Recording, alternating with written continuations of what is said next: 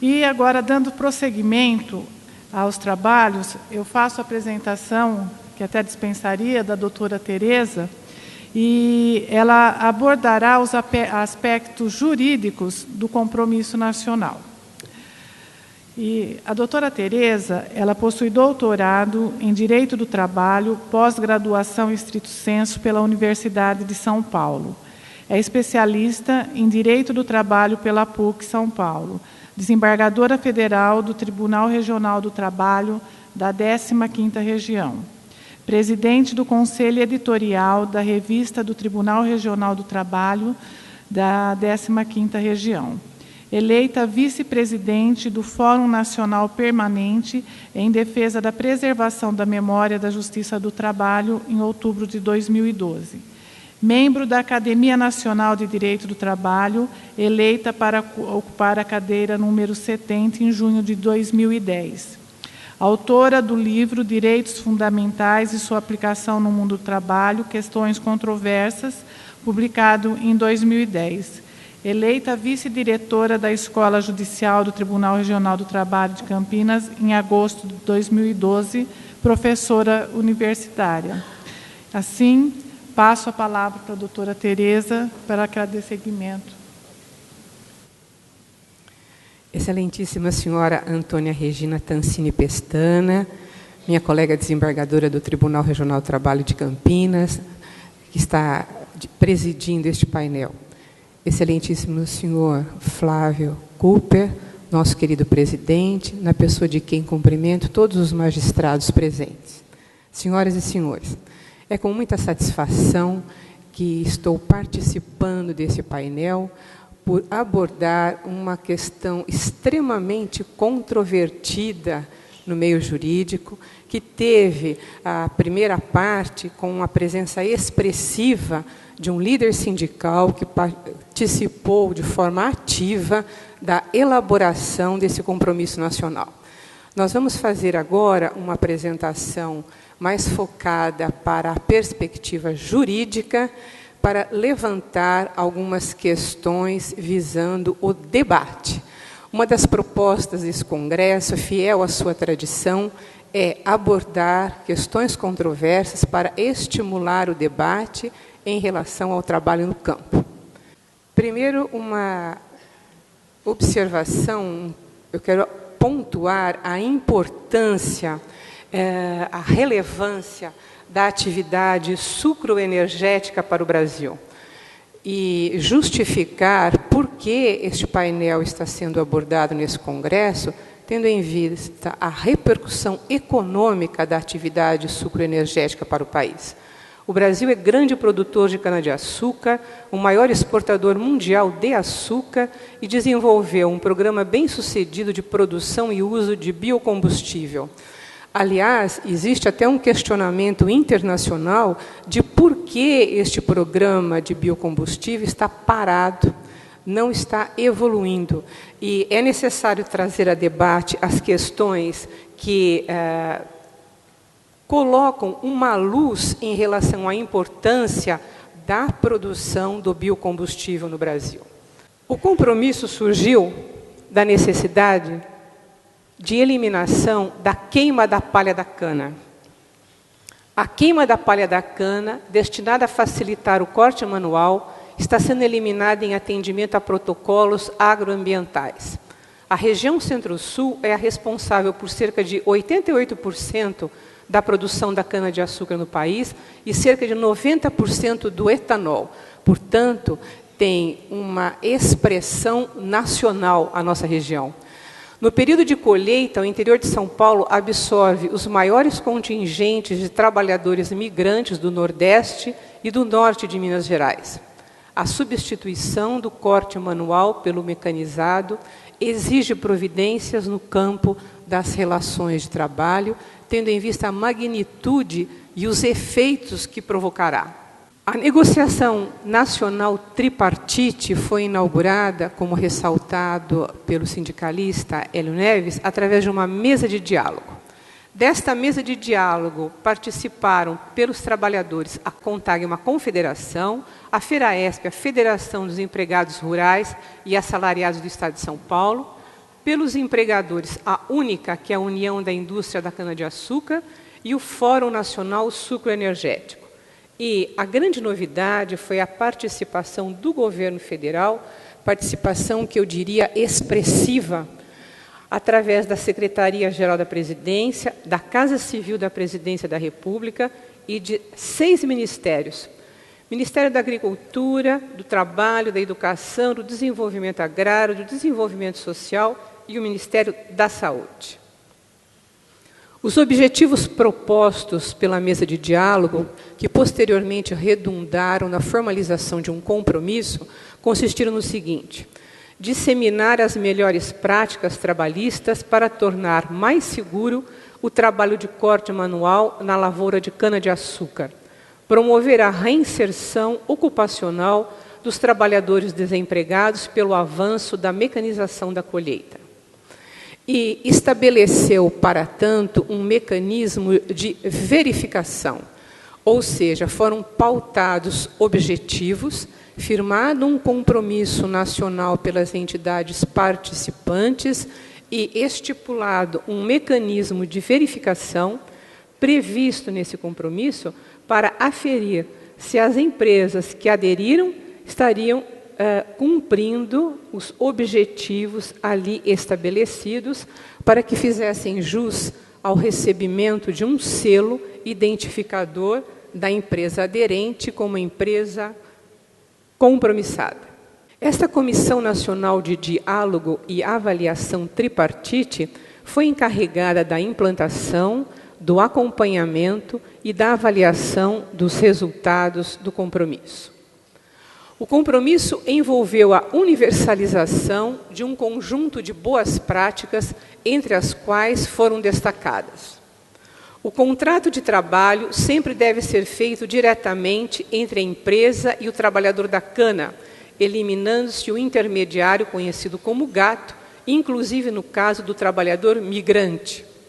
Segundo, cessa a vinculação da remuneração do líder encarregado da turma a um percentual dos salários pagos aos trabalhadores, cortadores, integrantes dessa turma. Maior transparência na aferição e forma de pagamento da cana cortada, com a prestação de informações claras e precisas aos trabalhadores. A adoção de práticas destinadas à promoção da saúde e segurança dos trabalhadores, como a concessão de 2 pausas coletivas por dia, uma pela manhã, outra à tarde, em conformidade com as diretrizes traçadas pela NR 31. A utilização de EPIs adequados para o trabalho no campo, a valorização da atividade sindical e da negociação coletiva, o fornecimento de transporte seguro e gratuito aos trabalhadores para as frentes de trabalho no campo, com a organização de um sistema de atendimento a acidentes de percurso, o fornecimento gratuito de recipiente térmico para acondicionar alimentos, que garanta condições de higiene e manutenção de temperatura, eliminando a situação da boia fria, assegurar ao trabalhador migrante alojamentos de qualidade, com observância também dos requisitos estabelecidos pela NR 31. A divulgação de boas práticas trabalhistas utilizadas para que se tornem referência para as relações de trabalho e sejam adotadas também pelos fornecedores independentes da cana-de-açúcar. Por parte do governo, o compromisso envolveu um conjunto de programas e políticas públicas destinadas aos trabalhadores do cultivo manual de cana, entre as quais foram destacadas: assegurar a adequação dos equipamentos de proteção individual às especificidades do trabalho do campo, ampliar progressivamente os serviços oferecidos ao Sistema Público de Emprego, SINE, favorecendo a contratação daqueles trabalhadores que deixaram de ter trabalho em virtude da mecanização do corte da cana.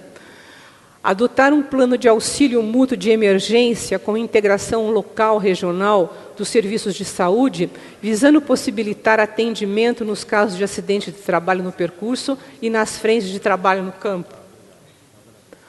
Por parte do governo, envolveu um conjunto de programas e políticas públicas destinadas aos trabalhadores no cultivo manual da cana-de-açúcar, No item 4, promover a alfabetização, elevação da escolaridade, qualificação e requalificação dos trabalhadores, a fim de possibilitar sua reinserção produtiva no mercado de trabalho, que se tornou mais exigente pela qualificação mais acurada daquele que anteriormente apenas desenvolvia um trabalho manual no corte de cana. Fortalecer ações e serviços sociais em regiões de imigração de trabalhadores para atividades sazonais de cultivo manual da cana-de-açúcar. Todos esses requisitos foram tratados neste compromisso que foi produzido por esta mesa de diálogo. Para a obtenção de reconhecimento de que essas práticas eram obedecidas e cumpridas pelas empresas aderentes, foi instituído um selo, através de um edital de chamada pública que recebeu o número 1/2011. Para poder fazer jus ao recebimento deste selo, a empresa aderente deveria submeter-se a uma auditoria privada. Gostaria de ressaltar esta qualificação da auditoria, porque isso vai dar margem a alguns questionamentos futuros. Uma auditoria privada que verificará se houve ou não o cumprimento dos requisitos estabelecidos. Em caso de constatação de inconformidade pontual, será concedido um prazo para adequação a ser cumprida antes da entrega final do relatório de verificação.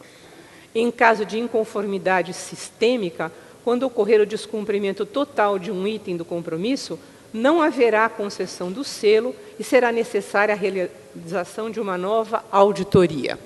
Estes foram os parâmetros traçados de comum acordo pelos participantes para a concessão deste selo de reconhecimento.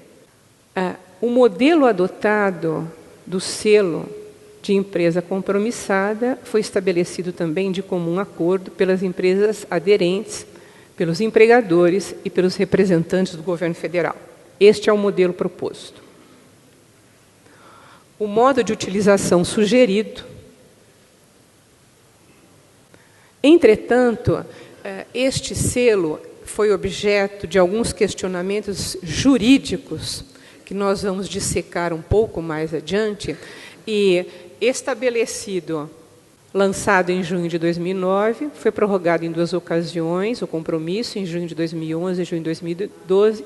Das 255 empresas aderentes, 169 receberam o selo empresa compromissada. Ou seja, cumpriram aqueles requisitos estabelecidos após uma verificação dessa auditoria independente. O compromisso nacional e o selo perderam a validade em 30 de abril deste ano. E vamos verificar o desdobramento jurídico deste compromisso e da perda de validade deste selo. Todos os questionamentos que foram suscitados em relação a este tema surgiram em ações civis públicas, ajuizadas pelo Ministério Público do Trabalho em inúmeras varas da região: Itápolis, Porto Ferreira, São Carlos e Araraquara. Nessas ações civis públicas, basicamente, são alegados os seguintes fatos e argumentos jurídicos. Primeiro, as condições compromissadas limitavam-se a repetir o que já estava na legislação, não registrando avanço significativo. Segundo, as usinas signatárias do compromisso respondiam por várias ações trabalhistas e eram denunciadas por práticas ilícitas, demonstrando que a concessão do selo não era precedida de critérios confiáveis de verificação. Terceiro, o principal interesse na formalização do compromisso estava na obtenção de um selo social que trazia benefícios econômicos para exportação, por atestar a boa conduta das usinas que os recebiam.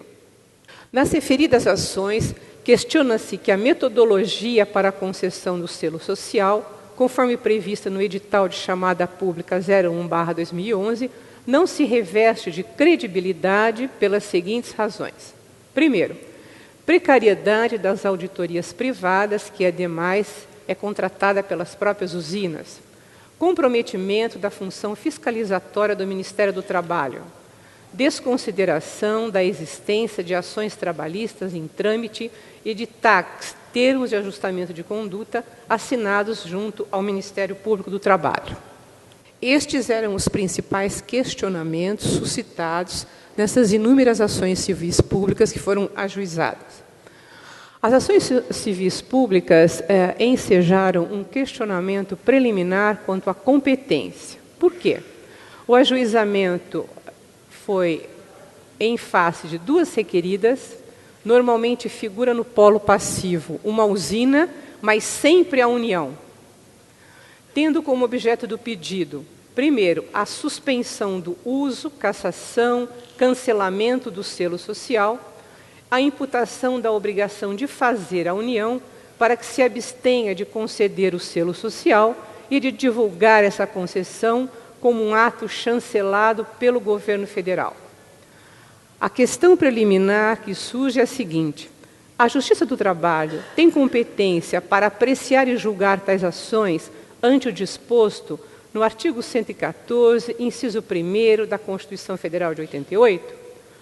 Ou, tendo em vista que a União figura no polo passivo da ação, deve ser aplicado o artigo 109, inciso 1º da Constituição Federal de 88, com a remessa dos autos à Justiça Federal, porque há um pedido de imputação de obrigação de fazer e de não fazer à União? Vamos verificar o que está preceituado no inciso 1º do artigo 114 para pensarmos juntos a respeito dessa questão preliminar.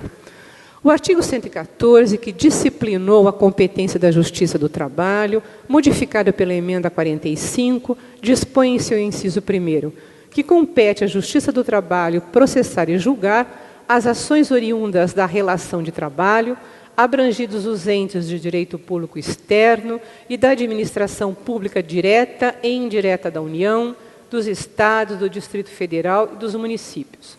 Há um deferimento liminar na ADI 3395/6 de concessão de liminar com efeitos ex tunc para excluir a apreciação de causas de caráter jurídico-administrativo. Quero enfatizar este foco de sustentação da concessão desta liminar, exclusão das causas de caráter jurídico-administrativo. A análise desta fundamentação em consonância com o inciso 1º do artigo 109, ao estabelecer que aos juízes federais compete processar e julgar as causas em que a União, entidade autárquica ou empresa pública federal forem interessadas na condição de autoras, res, assistentes ou oponentes, exceto as de falência, as de acidente de trabalho ou sujeitas à justiça eleitoral e à justiça do trabalho. A análise destes dois preceitos constitucionais leva à perspectiva de julgamento dos pedidos elencados nas ações civis públicas. Trago como exemplo o constante da Ação Civil Pública 1203, que tramitou pela Vara do Trabalho de Matão, em que os pedidos se referem à suspensão imediata do uso e divulgação do selo de responsabilidade empresa compromissada, sob pena de multa diária, com pedido de concessão de liminar deste quesito negada, pede também a cassação do selo e a condenação da União à obrigação de não conceder o selo sem prévia consideração e análise à atuação fiscalizatória do Ministério Público do Trabalho e a processos judiciais findos ou em andamento, principalmente aqueles de natureza coletiva, sob pena de multa diária. Quero ressaltar este pedido, sem a prévia consideração e análise à atuação fiscalizatória do MP. Porque nós iremos retomar esta questão da possibilidade da prévia análise por conta dos órgãos fiscalizatórios do Ministério do Trabalho. Nesta ação civil pública foi proferida a sentença, cujo resumo é o seguinte: como objeto da ação é suspender e cassar a concessão e a divulgação do selo empresa compromissada, o litígio questiona ato administrativo da União. Assim sendo, a Justiça do Trabalho é incompetente em razão da matéria, porque não se trata de controvérsia oriunda da relação de trabalho, na forma do artigo 114 da Constituição Federal de 88. Os autos foram remetidos à Justiça Federal, nos termos do artigo 109, inciso 1º da Constituição Federal. Outro processo. Ação Civil Pública 1060, que tramita na 2ª Vara do Trabalho de Araraquara. A sentença, da mesma forma que a anterior, julgou a incompetência da Justiça do Trabalho e decidiu a remessa dos autos para a Justiça Federal, com fundamento no artigo 109 da Constituição Federal. Em relação a essa sentença, foram interpostos 2 recursos ordinários. Primeiro recurso pelo Ministério Público do Trabalho, autor da ação civil pública, requerendo o reconhecimento da competência da Justiça do Trabalho nos termos do artigo 114, inciso 1º. Segundo recurso pela União, alegando que a ação perdeu o objeto, pois a vigência do compromisso nacional terminou em 30 de abril de 2013, mesma data em que o selo deixou de ter validade.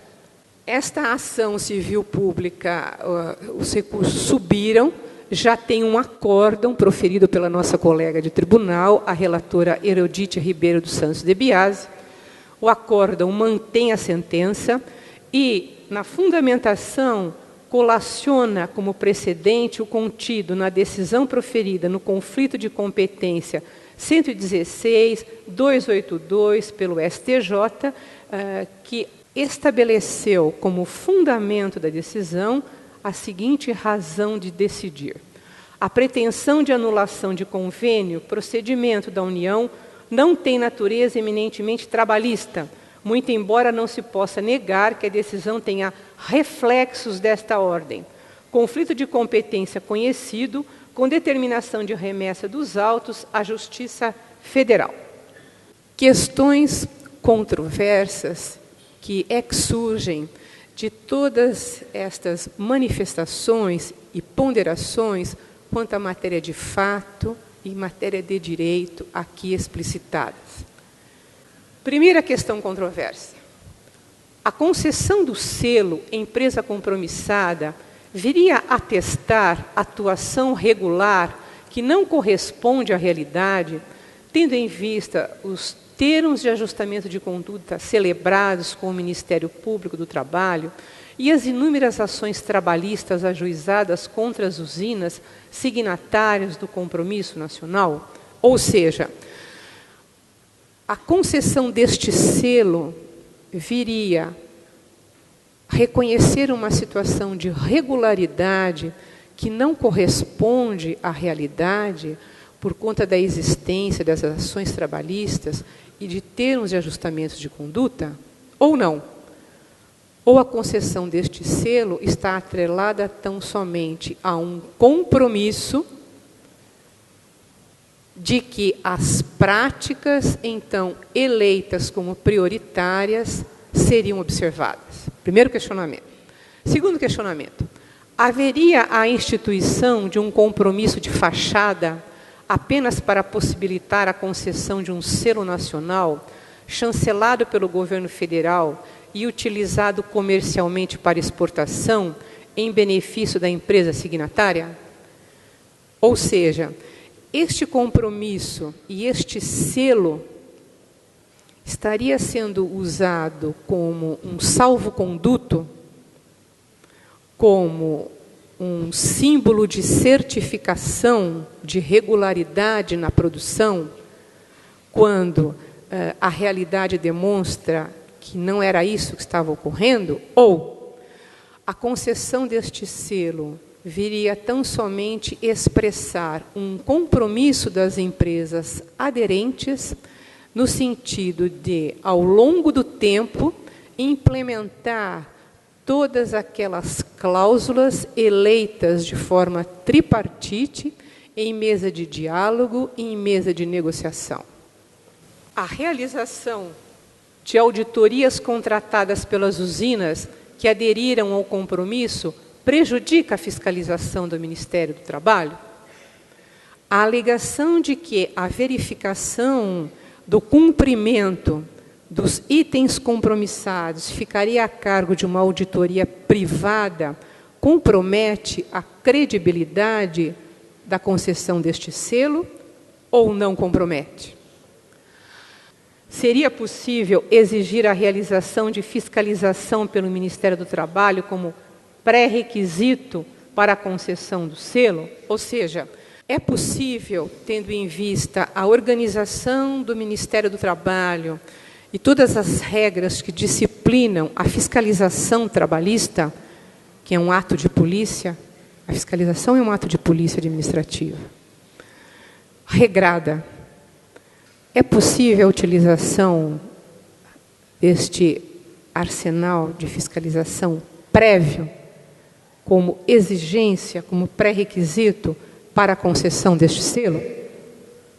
A nota técnica 275/2012, DMS/CIT, expedida pela Secretaria da Inspeção do Trabalho, respondeu a esse questionamento.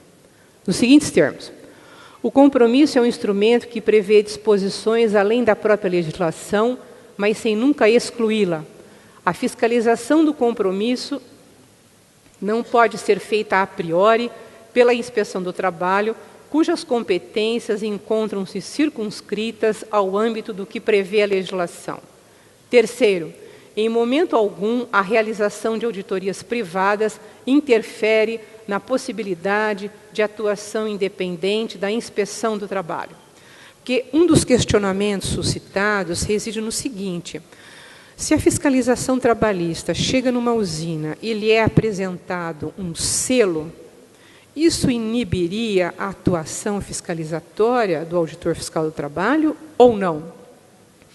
Responde a fiscalização no Ministério do Trabalho que não, que isso não seria relevante, porque a fiscalização do Ministério do Trabalho é oficial, ela tem parâmetros de conduta legais, e ela é obrigada a obedecer esses parâmetros, que inclusive estão preceituados na nossa CLT e imputam ao auditor fiscal a responsabilidade na lavratura de autos de infração, quando ele, auditor fiscal, constatar o descumprimento legal da empresa fiscalizada.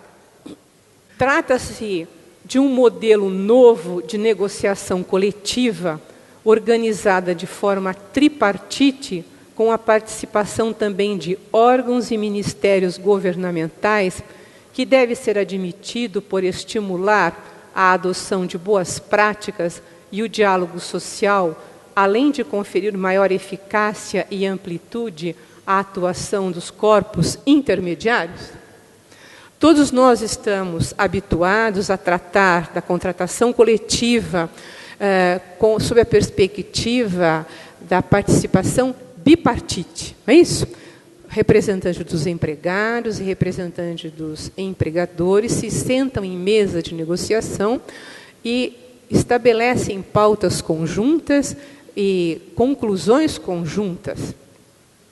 Estes instrumentos negociados têm uma validade jurídica e podem ser exigidos perante qualquer tribunal trabalhista. Em caso de descumprimento, dão margem a ajuizamento de ações de cumprimento. O que está sendo proposto e que suscita a nossa reflexão e nosso debate é um modelo novo. É um modelo de construção de um diálogo tripartite com a participação efetiva e expressiva do poder público, através de 6 ministérios e 2 secretarias de expressão nuclear no Poder Executivo, que é a Secretaria da Casa Civil e a Secretaria-Geral, atrelada diretamente à Presidência da República. Aliás, local em que se deram as negociações do compromisso.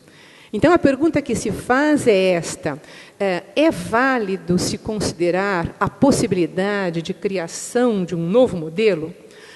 Pontuo aos senhores que, pela minha experiência internacional, isto ocorre em vários países. Vários países da Europa, principalmente quando se trata de questões e controvérsias de alta relevância, em que a participação apenas dos corpos intermediários, né? O que nós chamamos de corpos intermediários? Nós temos o cidadão, nós temos o Estado. Entre o cidadão e o Estado, há corpos intermediários na sociedade. E numa sociedade democrática, a atuação dos corpos intermediários é sempre muito intensa. Quanto mais democrática a sociedade, maior a intensidade da articulação dos corpos intermediários. Então, esta equação, este desenho institucional, existe na Europa em vários países, notadamente quando se trata de buscar soluções para situações de expressiva relevância jurídica. A questão que se coloca é: o Brasil está preparado para esse modelo tripartite? A equação e a instalação deste modelo tripartite viria estimular o diálogo social entre as partes, ou seria um fator redutor da liberdade de diálogo e negociação por conta da participação governamental? Essa é a questão que se coloca. Seria eficiente a participação governamental tão expressiva? Ou é melhor que se mantenha o modelo tradicional previsto na CLT de negociação coletiva restrita aos parceiros, representantes do capital do trabalho, restrita apenas aos corpos intermediários da sociedade? Deve ser mantido apenas o modelo previsto na CLT, em que participam da negociação coletiva só os representantes dos empregados e dos empregadores?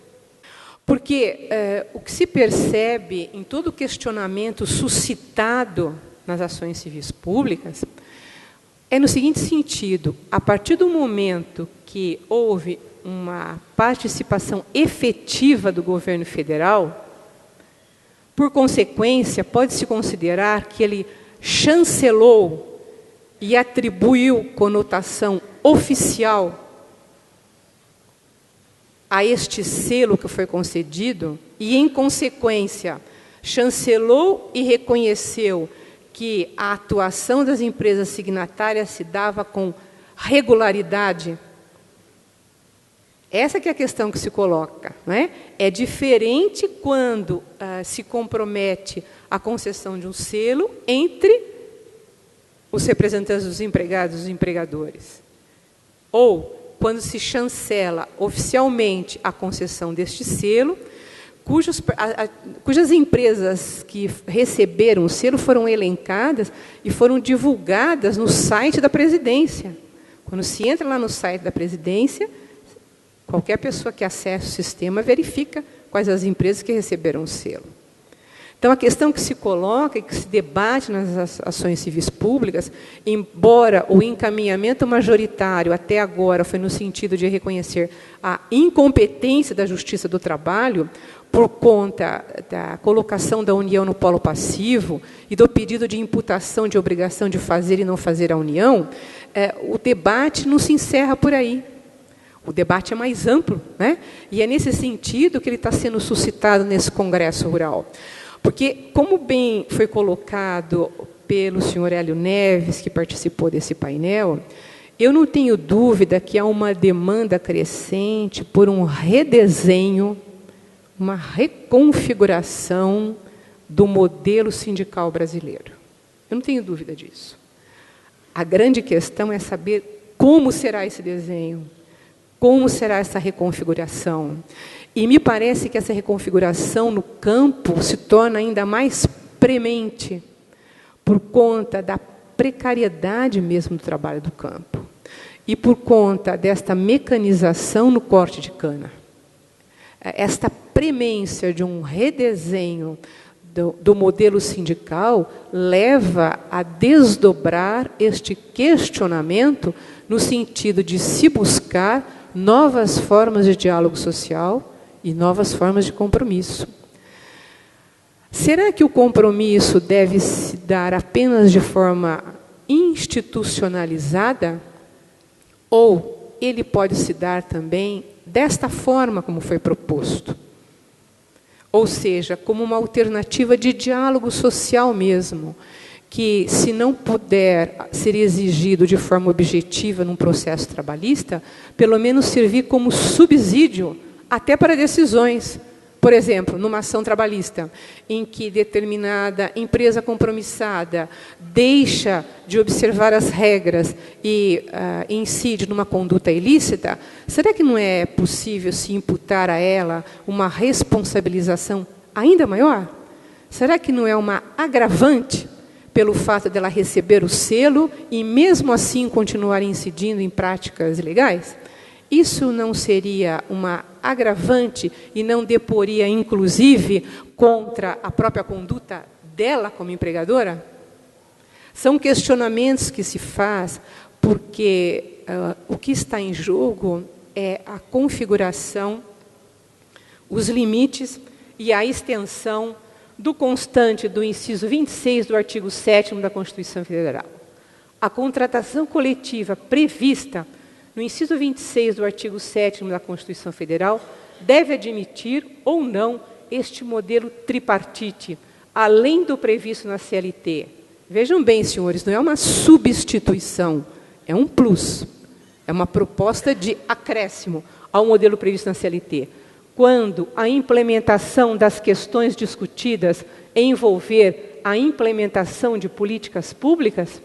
E eu quero ressaltar essa última frase aqui do questionamento, porque muitas vezes em mesa de negociação, e eu já presidi muita mesa de negociação, porque eu fui auditora fiscal do trabalho, e também na SDC, quando nós temos dissídio, nós fazemos tentativa de conciliação, muitas vezes se percebe que a discussão empaca numa questão, porque o desdobramento da maturidade na busca de solução para aquela questão reside na implementação de uma política pública.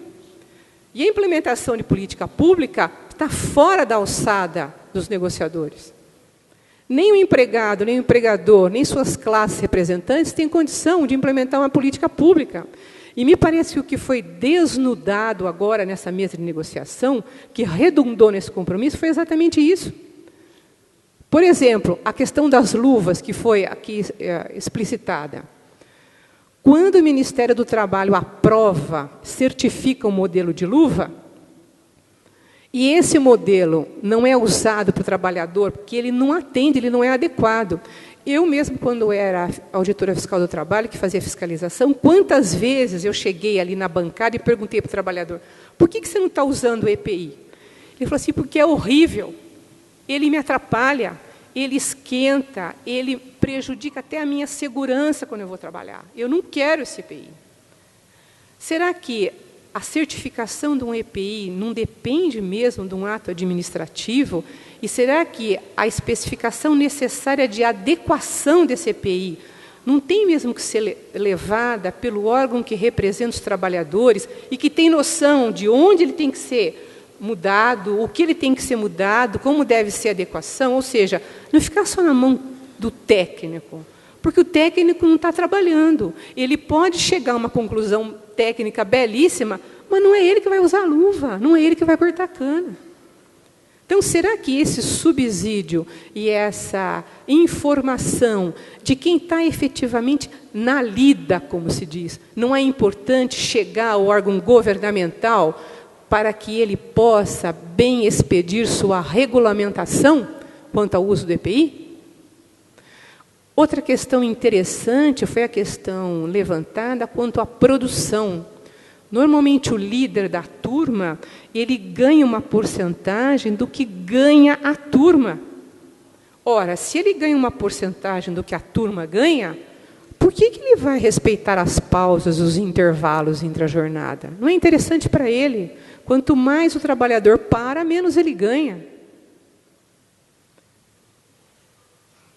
Será que isso não é importante ficar explicitado através de um compromisso? A questão de atendimento quando há acidente durante o percurso e quando há acidente no campo. Todos nós vislumbramos nos nossos processos em que é questionada a acidente de trabalho a precariedade de atendimento quando há um acidente no trajeto e quando há um acidente no campo. Por quê? Porque o local é distante, pessoal. É difícil mesmo ter uma equipe de atendimento, de prestação de socorro. Será que se nós tivéssemos alguma política pública que interrelacionasse a prestação de serviço das entidades médicas daquela cidade, o atendimento médico não seria mais efetivo? Ou seja, o atendimento prestado pelo empregador é suficiente, principalmente nas situações de acidente mais grave? Essa articulação governamental com o município, com a Secretaria de Saúde do Estado, não é uma providência importante para prestar um benefício de qualidade ao trabalhador? E eu pergunto, um contrato, uma negociação bipartite entre sindicato patronal e sindicato dos empregados tem o poder de envolver uma Secretaria de Saúde do município, do Estado, e articular uma situação, uma solução conjunta? Ou é preciso um envolvimento governamental mesmo para se buscar soluções efetivas para a solução dos problemas mais urgentes?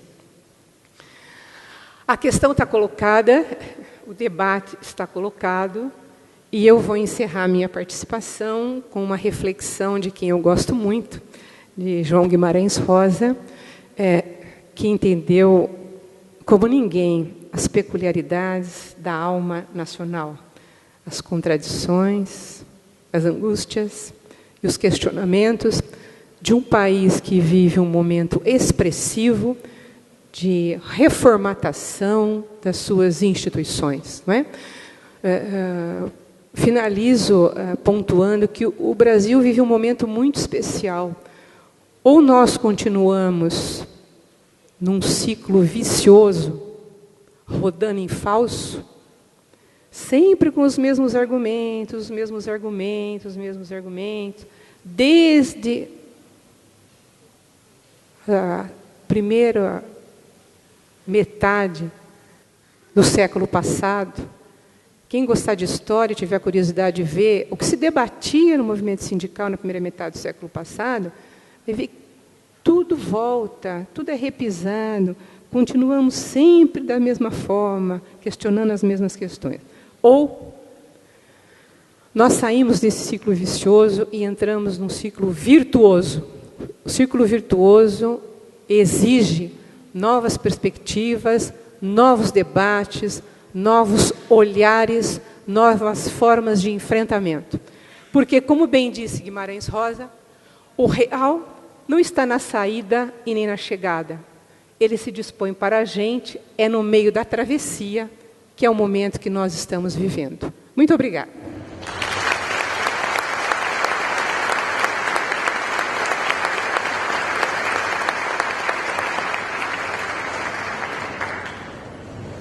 Cumprimento a doutora Tereza pela excelente apresentação, que, como sempre, abrilhantou o evento e, com a sua intervenção, ela deu um panorama profundo a respeito do tema, juntamente com o senhor Hélio Neves. E o objetivo desse evento, já tradicional no meio jurídico e de abrangência nacional, é propor uma discussão para ampla e qualificada sobre as relações no trabalho e no campo e suas constantes mudanças e inovações, refletindo sobre valores sociais e dignidade humana. Nesse tema abordado com brilhantismo pelos palestrantes, não se discute a necessidade de soluções alternativas. O que se discute é a ética na utilização destas soluções. E assim, com essas breves considerações, eu passo a palavra novamente aos expositores, se eles querem fazer alguma consideração, e nós estamos aqui recebendo questionamentos para serem respondidos por eles.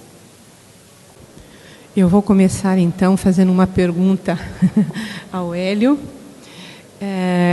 Eu gostaria de saber como é que foi como é que foi a evolução da formação desse diálogo, qual o tempo que decorrido nas mesas de negociação, como foi a participação governamental, qual foi o trâmite observado para costurar os pontos de consenso, principalmente naquelas questões mais afetas à saúde e segurança do trabalhador? Olha, eu quero dizer que, já reafirmando o que eu disse antes, não foi uma tarefa fácil, não, né? As partes ali presentes, só para trazer uma coisa aqui para o nosso lado, a FERAESP e a CONTAG, por exemplo, têm olhares completamente diferentes sobre o que acontece no trabalho rural, né? Até hoje, a CONTAG não reconhece a FERAESP e a FERAESP luta para ter uma confederação nacional específica dos empregados rurais no Brasil, que ainda não tem. Então, aqui, para se chegar a pontos de consenso na bancada dos trabalhadores, foi dificílimo. Um elemento, por exemplo, que veio para a mesa de negociação, que toca em algumas questões, é assim, bom, a CONTAG apresentou uma demanda, vamos colocar seguro-desemprego para o safrista, como demanda para o governo. Até hoje isso está lá em Brasília debatendo. Qual é a posição da FERAESP? A FERAESP entende que o trabalho no campo deve ser compreendido como um trabalho permanente, especialmente nas grandes cadeias produtivas do agronegócio brasileiro. E safra, na compreensão da FERAESP, é o ciclo, não é a colheita. E nós entendemos que, se colocar seguro-desemprego para safrista, aumentará a precarização e a rotatividade no contrato de trabalho, aqui com reflexos enormes à saúde dos trabalhadores. Aqui divergiu. Um dos pontos é assim, bom, nós vamos discutir, estou dando um ponto de divergência, eu vou me permitir dizer aqui, porque eu não estou aqui representando os trabalhadores nessa mesa, eu estou aqui tentando trazer as informações do que aconteceu lá. Eu percebi ali, durante todo o processo, muita divergência entre os representantes empresariais. Também entre eles não havia consenso sobre um bocado de coisa. No governo, por exemplo, nós debatemos longamente para que o Ministério da Saúde tivesse presente. Por quê? Discutir saúde apenas do ponto de vista do Ministério do Trabalho, nós entendemos que não era, né? Quer dizer, o que é saúde? Saúde, a sua complexidade. E foi difícil para o governo aceitar essa demanda de colocar o Ministério da Saúde. Houve demanda nossa de colocar o Ministério da Previdência, por exemplo, porque doenças ocupacionais, acidentes do trabalho, afeta diretamente a política pública da Previdência Social, que é o nosso seguro social, né? Então é necessário enfrentar isso do ponto de vista, primeiro, da saúde das pessoas, né? Mas também do ponto de vista do interesse público. Será que a sociedade brasileira está pagando uma conta alta por acidentes do trabalho e doenças ocupacionais só porque o trabalhador não usa EPI, ou porque o meio ambiente de trabalho não é adequado, ou falta outros elementos? E aqui vamos dizer assim, a articulação dos ministérios. Por que vários ministérios? O que nós pensamos? Que exatamente o Ministério da Agricultura, as pessoas podem falar, mas o que o Ministério da Agricultura tem a ver com o trabalho? Ora, o Ministério da Agricultura aprova os agrotóxicos, e os agrotóxicos mexem com a saúde, não é? O que o Ministério do Desenvolvimento Agrário tem a ver com isso? Ora, a falta de desenvolvimento nas regiões pobres do país obriga as pessoas à migração forçada, não por uma opção, mas por uma imposição da necessidade. Então, a reunião dos ministérios, doutora, foi uma luta nossa dos trabalhadores. Aliás, nós não ficamos satisfeitos nisso, nós queríamos mais ministérios. Educação, por exemplo, por que o Ministério da Educação não desenvolve políticas de educação? Todo o debate da qualificação profissional, que veio mais tarde agora colocar o Pronatec aqui na qualificação, muita coisa que está no Pronatec surgiu a partir dessa mesa de diálogo. Então, quero dizer que a primeira questão era assim, bom, quanto à lei, NR31 e outros elementos, nós dizemos, lei nós não discutimos, lei tem que ser cumprida. Lei tem que ser cumprida, os órgãos de Estado têm que fiscalizar, os sindicatos têm que atuar. Nós temos que discutir numa ótica para além disso. Não sei se eu respondi, mas essa foi a ideia.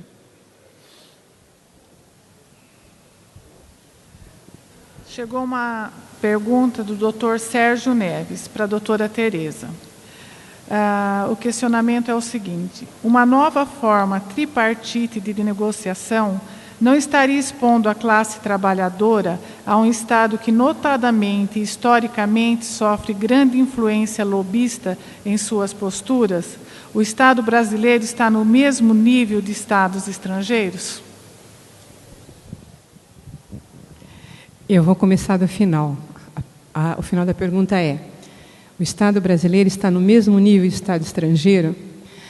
Veja, nós brasileiros, nós temos uma síndrome que ela tem que ser vencida. Quando eu falo do ciclo virtuoso que nós podemos começar, ele implica, por tabela, na superação dessa síndrome. E que síndrome é essa? É a síndrome do complexo de inferioridade, da captis diminutio. Toda vez que um estrangeiro entra no Brasil, nós fazemos mesuras a eles. Mesuras. Quem está habituado a viajar para o exterior já percebeu isso, que nós não somos tratados com mesura lá fora. Mas quando o estrangeiro vem ao Brasil, ele é tratado com mesura. Por que isso, pessoal? Por que essa síndrome de que nós somos menos? Essa é a primeira reflexão que eu faria. O Brasil é um país de dimensão continental. Poucos países têm sol o ano inteiro como nós temos. Poucos países têm alternativas de matriz energética como nós temos. Poucos países têm um manancial de água doce como nós temos. Poucos países têm riquezas no subsolo como nós temos.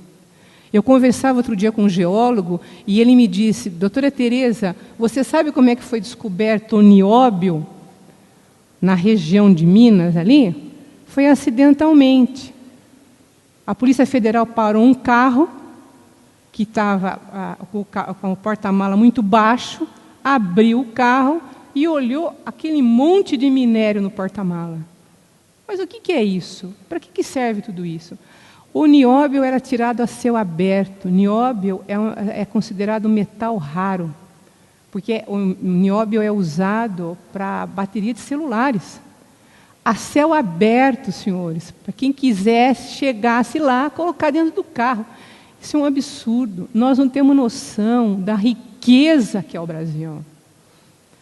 Nós temos matéria-prima da Amazônia, do Pará, que é levada de forma subrepetícia para fora do país. Nós não temos noção do que nós temos em termos de riqueza. Então, primeiro rebate. Não só o Estado brasileiro está à altura dos demais, como está acima de muitos outros estados, inclusive na maturidade de suas instituições. Nós temos a mania de achar que não, as nossas instituições são precárias. Não, nós temos instituições democráticas sólidas. E a assertiva quanto à atuação de lobista, eu entendo essa assertiva nos seguintes termos. É óbvio que há discussão de interesses. Num país plural como o Brasil, há divergência de interesses. E não existe essa possibilidade da nação estar fora do Estado. Eu não tenho um Estado e a nação fora. Nós somos o Estado brasileiro. Com todas as divergências, questionamentos, dúvidas, angústias, nós formamos o Estado brasileiro. Então, é evidente que há ação de divergência, de discussão de ideias. Se isso recebe a forma de lobista, me parece que é uma conotação um pouco pejorativa. Agora, é evidente que eu tenho que reconhecer que há segmentos nacionais que têm maior poder de pressão. É isso? É evidente. É só assistir a uma sessão do parlamento para se verificar isso. A correlação de forças se faz através do embate das divergências. E é óbvio que a maioria é formada por quem tem maior poder de embate. Isso é claro. Mas isso é claro numa democracia. Isso é íncito à democracia. Agora, se essa formação tripartite seria uma precarização na forma de conduzir um diálogo nacional, esse é o questionamento. Agora, se os senhores perguntarem como eu vejo essa questão, eu acho que é um modelo novo que merece ser considerado. Porque, como ficou ressaltado aqui, há questões que extrapolam a competência e o círculo de atuação das classes representantes do capital de trabalho. Há setores, há soluções que têm que ser buscadas com a interlocução estatal. Só o Estado dispõe de mecanismos e ferramentas que podem oferecer respostas a esse questionamento. Então, por que não unir forças? Agora, eu reconheço que há alguns senões, com certeza. Porque nós estamos começando um processo. Então, nós não estamos numa fase de maturidade. Nós estamos começando. Algumas reflexões que são aduzidas nesta ação civil pública são consideráveis. São reflexões sérias que merecem ser consideradas. Com certeza. Eu acho que o procurador do Ministério Público do Trabalho, ele pontua alguns fatos importantes, né? Agora, tudo isso faz parte da construção de um novo modelo, né? É o parto, o que eu chamo de parto de um novo modelo de negociação coletiva. E este parto, como nós todos sabemos, não se faz de forma indolor. Não há parto sem dor. E é evidente que nós temos que passar por alguns processos de dor para conseguir chegar a uma maturidade nesta construção. Chegou mais algumas perguntas, talvez não dê tempo de nós respondermos a todas. Agora, é uma para o senhor Hélio Neves. O senhor entende que o compromisso nacional é um instrumento positivo e independente, atuando como representante dos trabalhadores? Olha, eu entendo que sim. Eu entendo que a mesa de diálogo, ela está fundamentada no diálogo social. Nós ali nunca tivemos a pretensão de ofender a lei, nem promover qualquer tipo de esvaziamento do poder de Estado.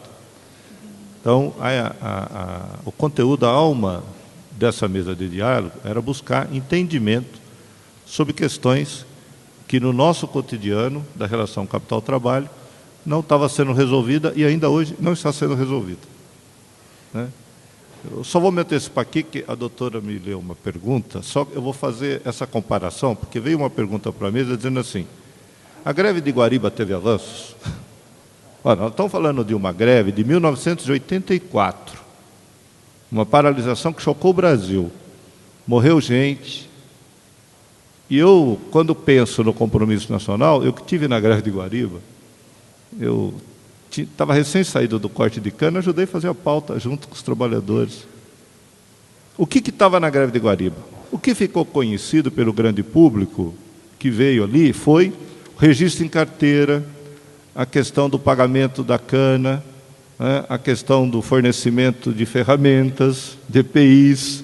Ali se introduziu que era obrigatório ter a perneira. Antes se cortava a cana de chinelo, né? Então, uma série de conquistas na relação entre capital e trabalho. Mas tem uma coisa que pouca gente percebeu na greve de Guariba, e eu que estava lá não posso me esquecer. É que foram 3 os elementos que levaram àquela grande mobilização social. Primeiro elemento, as condições precárias no campo, porque o eito passou de 5 ruas para 7 ruas, sem nenhuma compensação aos trabalhadores. E os ganhos diminuíram em mais de 50%. Então, tinha, sim, um problema direto com as usinas. E isso veio para o acordo coletivo. Segundo momento, segundo problema, o supermercado tinha vinculação com os gatos, que fornecia comida para os trabalhadores, o alimento, e cobrava em exagero, e os trabalhadores estavam todos endividados no supermercado. Terceiro elemento, a Sabesp aumentou o preço da água e as famílias de trabalhadores não tinham água para tomar banho quando chegava da roça. Então, o que aconteceu? O supermercado foi invadido, foi totalmente saqueado, e a Sabesp foi quebrada. Essa é a greve de Guariba. A greve de Guariba não foi uma manifestação só em relação aos empregadores, foi também, mas os trabalhadores e o povo de Guariba, que era a grande massa cortadores de cana, enfrentaram a política pública da água, enfrentaram o custo da alimentação e a vinculação da alimentação à sua condição de vida. E quero repetir o seguinte aqui, o Acordo de Guariba, e que diga o nobre desembargador José Antônio Pancotti, o presidente do TST, ex-presidente do TST, Almir Pazianotto, que mediou o Acordo de Guariba, o Acordo de Guariba não cumpriu lei nenhuma. O Acordo Coletivo de Guariba não teve edital de publicação, não teve assembleia que deliberou para a greve, não cumpriu a lei de greve, não teve mesa de negociação. Se levássemos o Acordo de Guariba ao questionamento do Judiciário na época, por certo, ele seria nulo quanto à forma, né? Mas ele significou um tremendo avanço, porque até aquele momento, no estado de São Paulo, o estado mais rico da federação, maior produtor do agronegócio brasileiro, até aquele momento não havia negociação coletiva de trabalho nesse estado, porque a relação se dava apenas por meio de dissídio coletivo, com ações judiciais frias, diretamente dirigidas ao tribunal, então, da segunda região. Falo isso com muita tranquilidade, porque participei tanto dos processos, naquele momento, em que a norma coletiva só se dava por meio de dissídio perante o tribunal, e depois o levante dos trabalhadores, que atuou contra um outro elemento que eu quero dizer aqui. Todos os sindicatos, inclusive de Guariba, foram também questionados, porque o sindicato, na época, em Guariba e na região, não estava adequado também a uma verdadeira representação dos trabalhadores. Então, resumindo, o Acordo de Guariba trouxe tremendos avanços em relação a todos.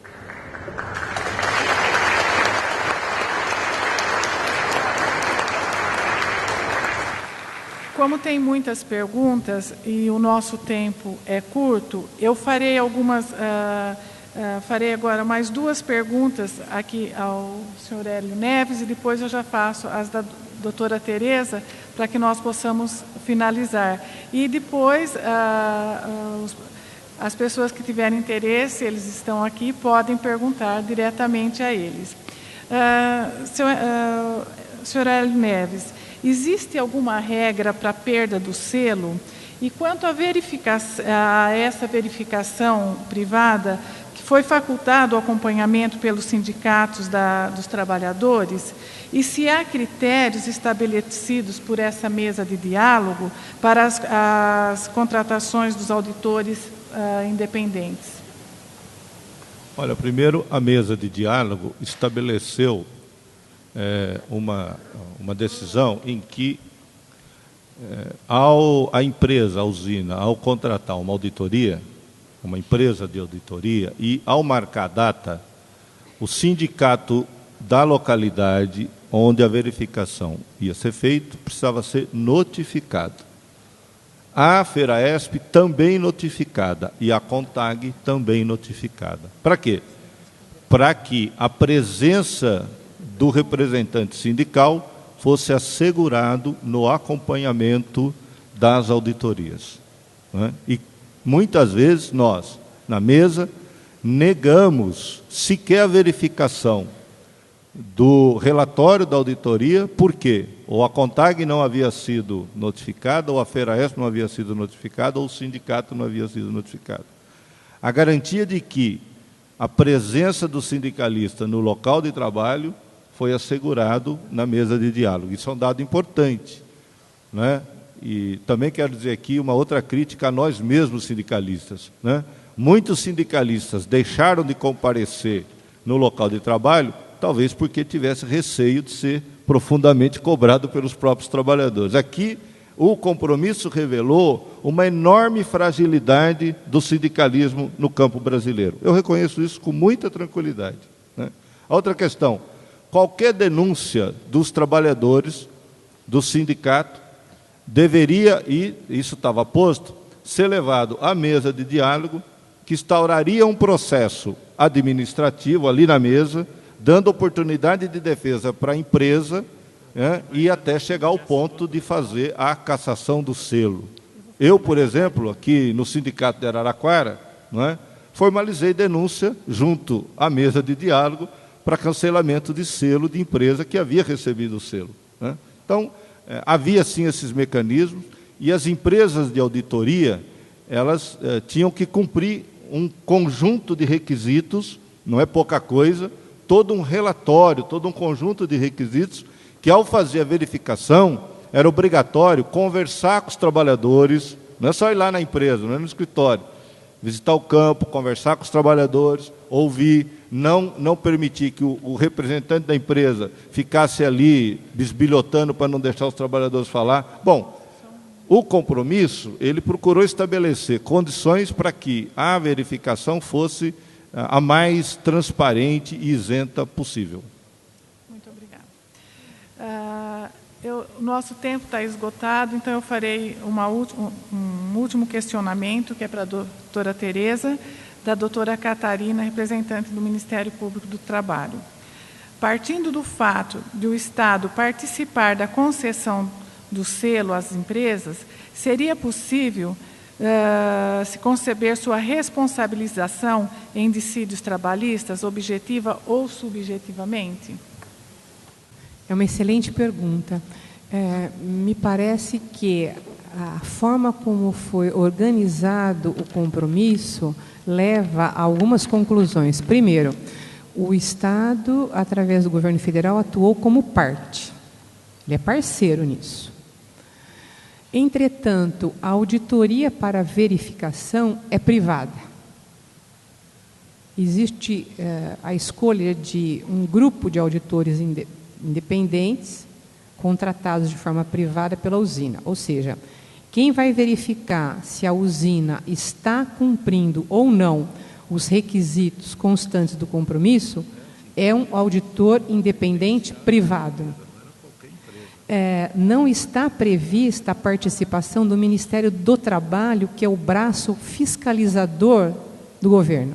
Então, se estivesse prevista a participação do Ministério do Trabalho, poder-se-ia concluir que a verificação do cumprimento dos itens compromissados contou com a participação governamental.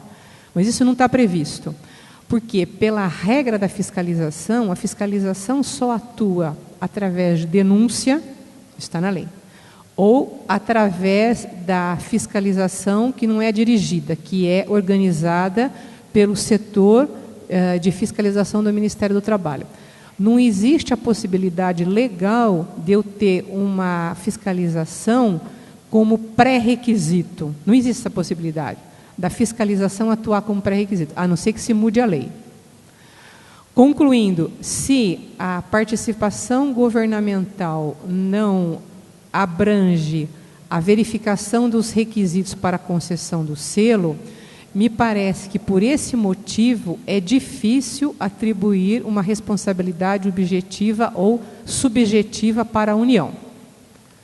Entretanto, eu posso, através de questionamento na Justiça Federal, e me parece, pela informação que eu tive, que já há uma representação do Ministério Público do Trabalho na Procuradoria-Geral da República. Essa representação já existe, já foi formalizada, no sentido de aferir a condução, a atuação, a alegação de atuação irregular, exatamente do governo federal, por conta da participação na concessão deste selo, sem que houvesse uma participação governamental na aferição do cumprimento dos requisitos, né? Nós não sabemos qual vai ser o desdobramento dessa representação da Procuradoria-Geral da República. Agora, é possível um questionamento em termos de Justiça Federal quando o modus procedendi da União em relação à participação de um processo no qual ela não tem voz ativa na parte de aferição e de verificação. Ou seja, ela chancela, divulga no site, mas ela não participa da aferição e da verificação.